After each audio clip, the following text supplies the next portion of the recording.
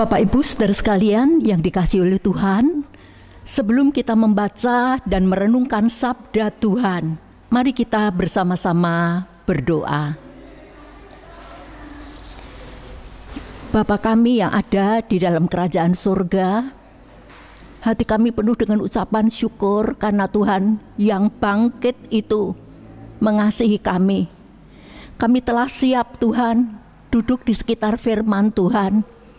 Terangilah hati kami, pikiran kami, dan kami dapat mengerti sabda Tuhan. Mampukanlah kami menjadi pelaku-pelaku firman.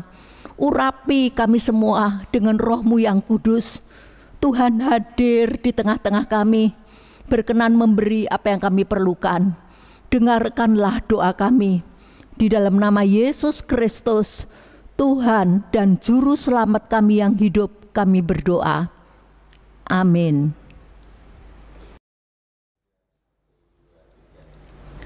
Saudara-saudara sekalian, bacaan hari ini diambil dari Injil Yohanes pasal ke-20 ayat ke-29 sampai dengan ke-31. Mengatakan demikian. Kata Yesus kepadanya, "Karena engkau telah melihat aku, maka engkau percaya. Berbahagialah mereka yang tidak melihat, namun percaya." Memang masih banyak tanda lain yang dibuat Yesus di depan mata murid-muridnya yang tidak tercatat dalam kitab ini. Tetapi semua yang tercantum di sini telah dicatat, supaya mereka percaya bahwa Yesuslah Mesias, Anak Allah, dan supaya kamu oleh imanmu memperoleh hidup dalam namanya. Demikianlah sabda Tuhan. Yang berbahagia adalah mereka yang mendengarkan firman Allah dan yang memeliharanya. Haleluya.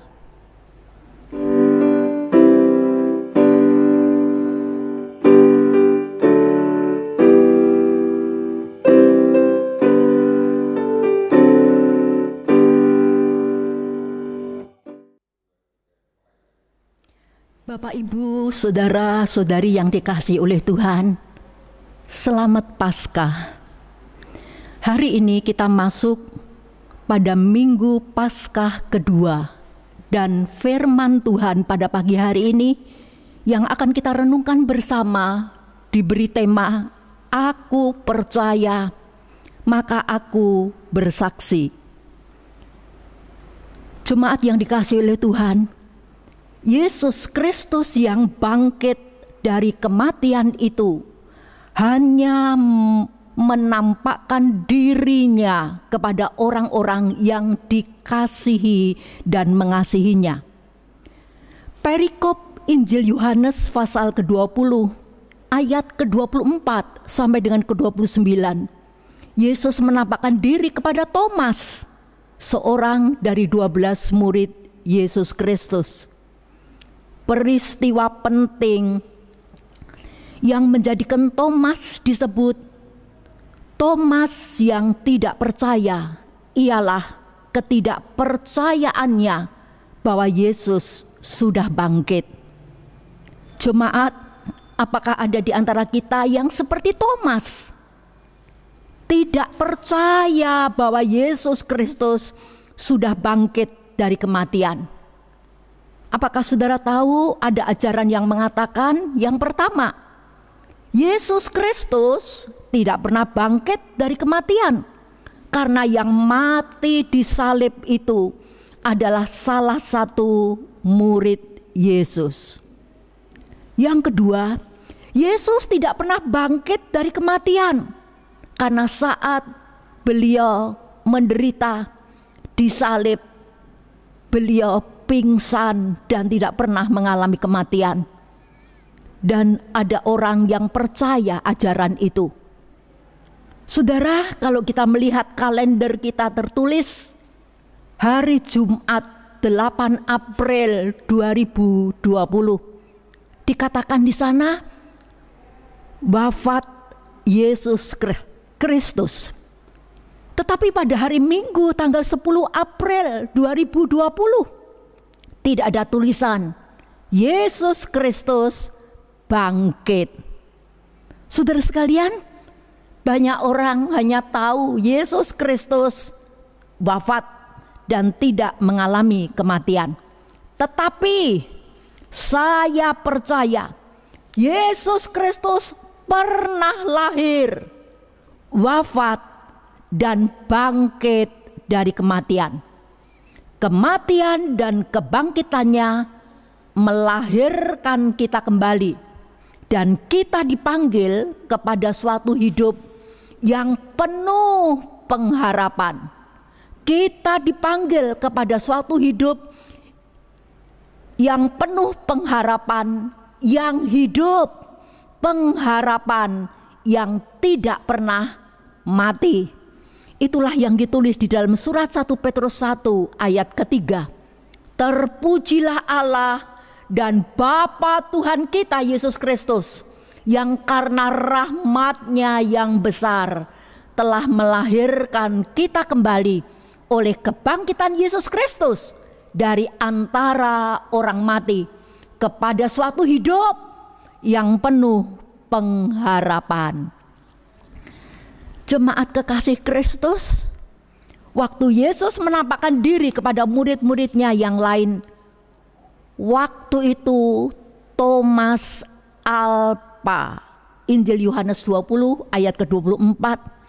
Dan ketika murid-murid yang lain berkata kepada Thomas, "Kami telah melihat Tuhan," Thomas membutuhkan bukti real yang dapat diraba mengenai kebangkitan Yesus itu. Thomas berkata,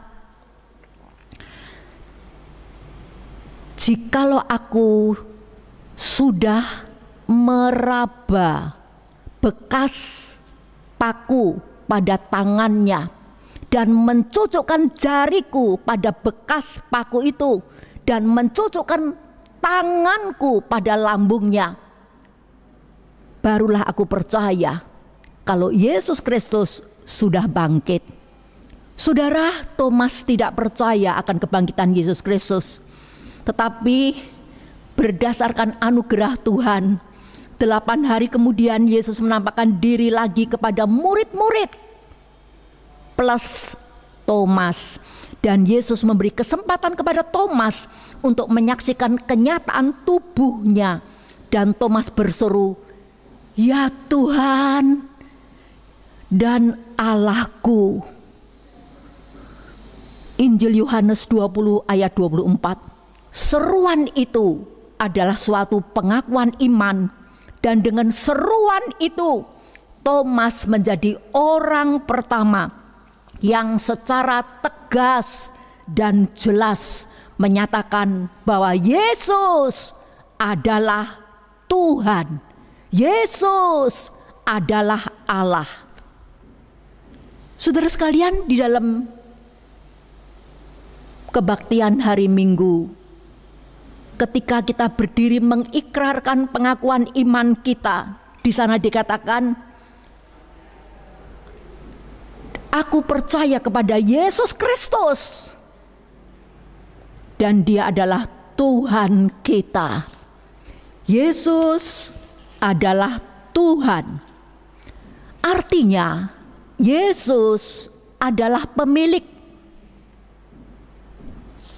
yang berkuasa penuh atas gereja dan dunia. Yesus adalah Tuhan. Dia berkuasa penuh atas kehidupan dan kematian. Yesus adalah Tuhan. Dia berkuasa penuh atas langit dan bumi, atas segala sesuatu. Kata Yesus kepada Thomas, "Karena engkau telah melihat aku, maka engkau percaya. Berbahagialah mereka yang tidak melihat, namun percaya." Pertanyaannya, saudara sekalian, apakah urgensi kisah Thomas bagi kita? Apa urgensinya? Iman memang selalu dapat iman memang tidak selalu dapat dibuktikan. Ada kalanya iman kita memang tidak bisa sampai pembuktian. Tetapi dalam situasi seperti itu, tetaplah percaya. Bapak Ibu, Bu Ana mempunyai 2 orang anak. Yang pertama bernama Stephen dan yang kedua bernama Yunis. Kalau saudara bertanya kepada anak-anak saya, apakah engkau percaya bahwa Bapak Andre Johan dan Ibu Ana Johan adalah mamah dan papahmu? Apakah engkau percaya? Anak saya akan berkata, percaya. Mereka adalah orang tua kami, orang tua saya. Mungkin saudara bertanya kepada anak-anak saya, apa buktinya kalau engkau percaya kepada Bapak Papa dan mamahmu, Bapak Andre dan Ibu Ana adalah papa dan mamahmu? Apakah dengan akte lahir? Apakah engkau punya akte kelahiran? Ada. Dan itu bukti. Mungkin saudara akan bertanya, apa golongan darahnya sama dengan orang tuamu? Anak saya berkata, benar, saya golongan darah O dan mamahku golongan darah O. Apakah engkau juga mengikuti tes DNA yang membuktikan bahwa benar engkau adalah anak-anak dari Bapak Andre dan Ibu Ana? Anak saya akan berkata, kami tidak pernah tes DNA, tetapi kami percaya bahwa kami berdua ini adalah anak dari Bapak Andre dan Ibu Ana Johan. Saudara sekalian yang dikasihi oleh Tuhan, kita percaya Yesus Kristus sudah bangkit dari kematian. Thomas akhirnya percaya Yesus yang sudah bangkit dari kematian itu menjumpai dirinya. Betapa lega hati Thomas, betapa berbahagia Thomas yang disebut orang yang sulit, orang yang berhati kecil, orang yang tidak mudah bergaul, tetapi dia mendapatkan kasih karunia Tuhan. Tuhan menjumpai Thomas dan mengaruniakan kepadanya hati yang percaya kepada Yesus Kristus yang bangkit itu. Bapak Ibu Saudara,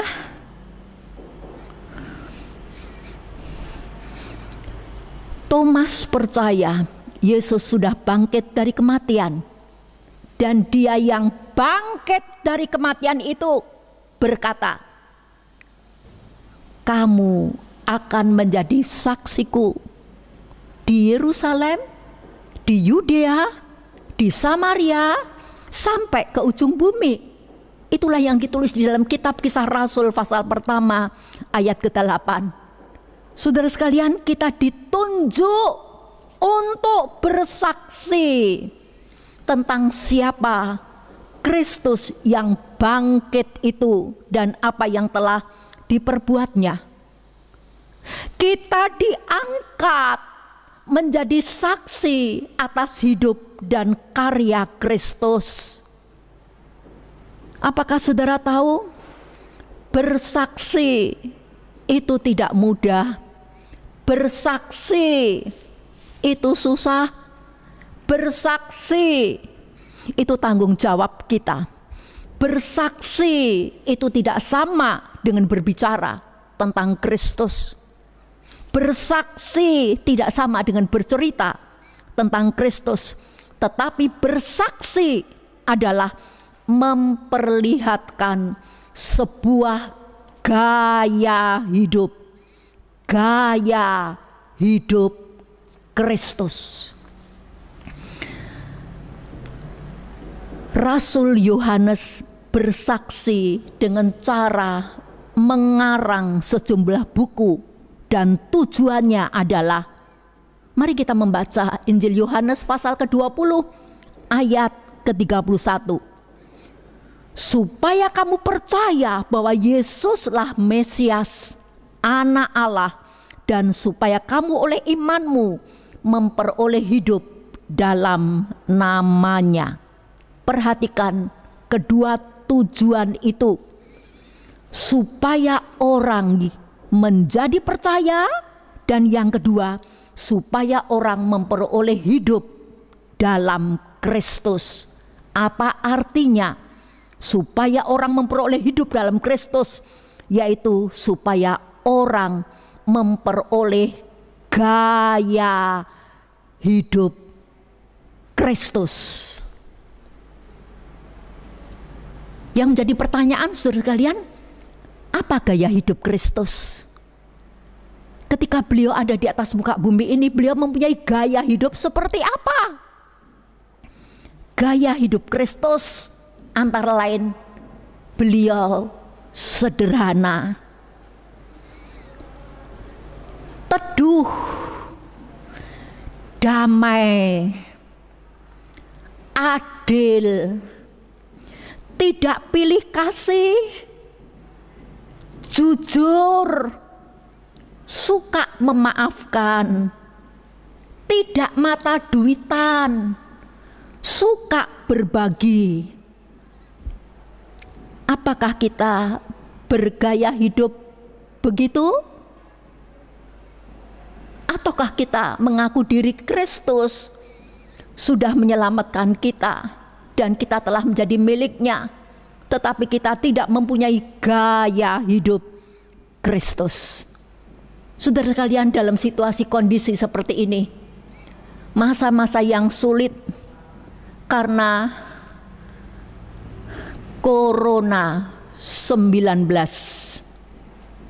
COVID-19, banyak orang mengalami kesulitan di dalam hidup ini. Inilah waktunya bagi kita untuk menyatakan gaya hidup Kristus kepada sesama kita. Dan inilah waktunya bagi kita untuk bersaksi bagi kemuliaan Tuhan. Saudara sekalian, mari kita belajar berbagi. Mari kita belajar memperhatikan sesama kita.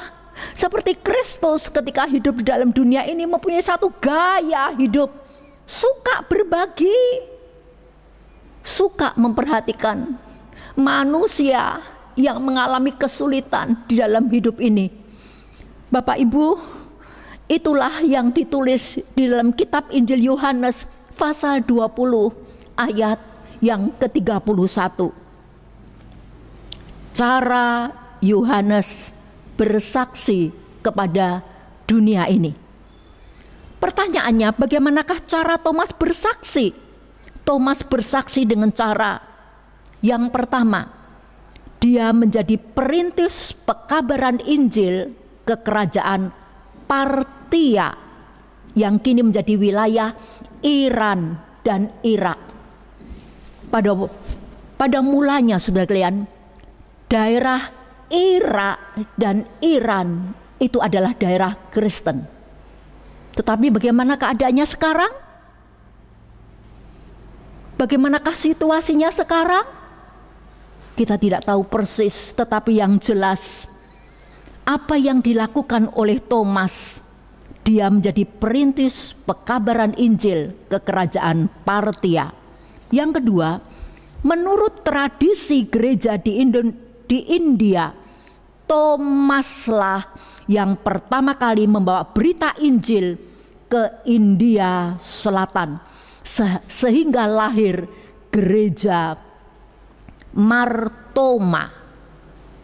Kebangkitan Yesus Kristus telah berpengaruh pada jiwa Thomas.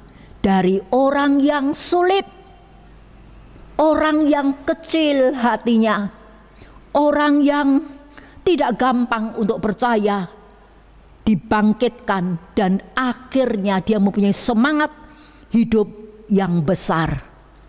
Jemaat kekasih Kristus, kiranya Tuhan menolong kita.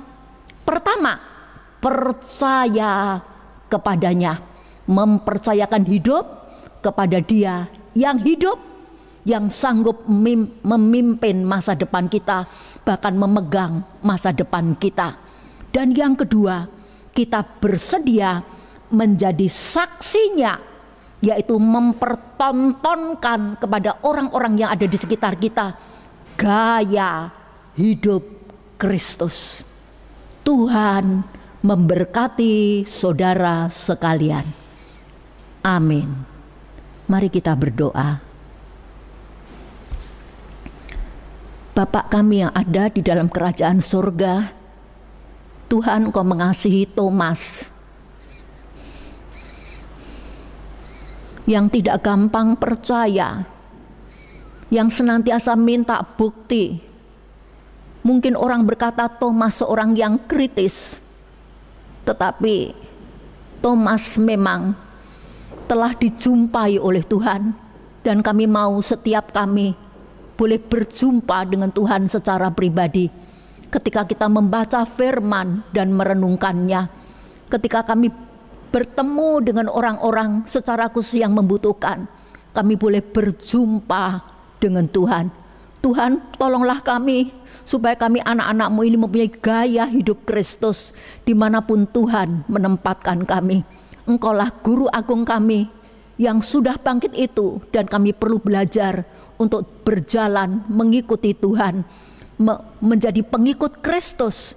Kami berjalan di belakang Tuhan dan terus meniru gaya hidup Kristus. Dengarkanlah doa kami di dalam nama Yesus Kristus, Tuhan yang bangkit itu, kami berdoa. Amin.